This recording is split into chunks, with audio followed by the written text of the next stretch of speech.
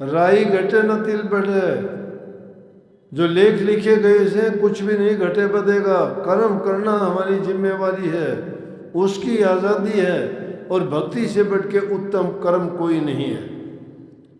अगर दुनियादारी में भी करना चाहते हो तो उस उत्तम कर्म तक पहुंचने के लिए सीढ़ियां हैं। नेक कर्म दुनियादारी के करना, किसी को दुख नहीं देना, बूढ़े बुजुर्ग माँ बाप की सेवा करना, दीन दुखियों की सहायता करना, वचन जबान से मीठा बोलना, नेक कर्म करना, और उसके साथ साथ प्रभु के नाम का जाप और सुमन करना। उसके जाप के करने से ही हमारे अंतर के पट खुलेंगे। अंतर के पट बातों से नहीं खुलते। लेकिन सच्ची प्रीति गुरु से तो होगी, तो गुरु तुम्हें जब अपना लेगा तो वो तुम्हारे अंग संग रह के साथ खड़ा रहेगा। कैसी भी परिस्थिति आए, कैसे भी हालात आए, जो सच्चा गुरु होगा वो अपने शिष्य को कष्ट नहीं होने देगा। लेकिन शिष्य भी तो ऐसा होना चाहिए कि जिसका यकीन पक्का हो। उस गुरु ने उसको कहा कि ये तो चीज़ें दुनियादारी की हैं, आप समझे नहीं कि इन चीज़ों को छोड़ के अगर खोज करोगे अंतर की तो रास्ता मिलेगा। लेकिन उसके लिए जागना होगा।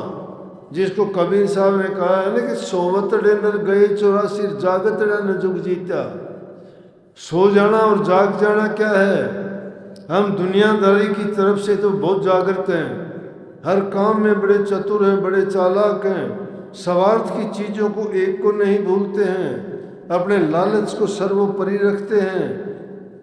उसके लिए चाहे हमें नीचा देखना पड़ो, चाहे कितनी बदनामी सहन करनी पड़ो, चाहे हमें अपना जो इज्जत भी दाव पर लगानी पड़े, कोई बात नहीं। लेकिन हमारी इच्छा, हमारा लालच, हमारा स्वार्थ वो पूरा हो जाना चाहिए। अरे वो पूरा करके क्या करोगे, क्या मिल जाएगा? वो चीज़ें इंसान के कितने दिन साथ चलेंगी?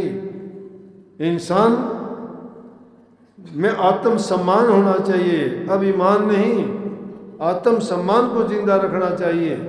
आत्म सम्मान जिंदा रखा जाएगा नेक कर्मों से, सद्गुणों से, ईमानदारी से, सच्चाई से, और दूसरे से विश्वास जीतने से, दूसरे के विश्वास पात्र बनने से। और गुरु और शिष्य का नाता तो बड़ा पवित्र होता है। उनके बीच में जब चालाकी चतुराई की दीवार आ जाती है तो मैं कहता हूँ लानत है ऐसे शिष्य और गुरुआई की।